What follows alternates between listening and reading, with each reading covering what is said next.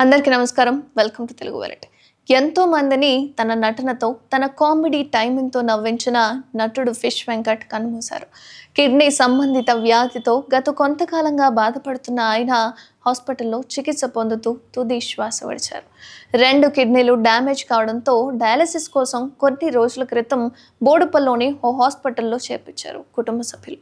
అయితే 2 కిడ్నీలు మార్పిడి చేయాలని వైద్యులు చెప్పినట్లుగా ఆయన కుమార్తె ఇటీవల చెప్పుకొచ్చింది.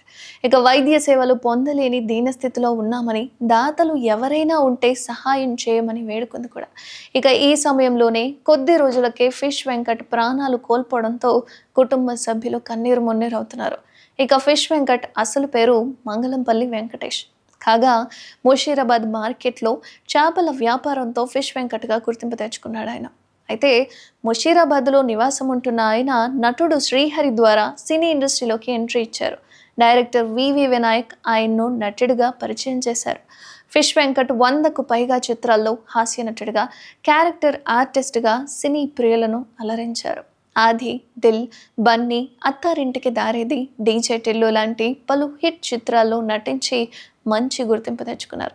ఇక ఈయన ఆరోగ్య పరిస్థితి తెలుసుకున్న పవన్ కళ్యాణ్ గతంలో సుమారు 2 లక్షల రూపాయల వరకు ఆర్థిక సహాయం అందించారు.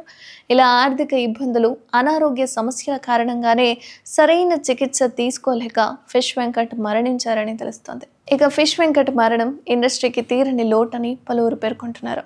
ఇక ఈయన మరణ వార్త తెలిసిన అభిమానులు, తోటి నటీనటులు ఈయన మృతిపై స్పందిస్తూ సంతాపం తెలియజేస్తున్నారు.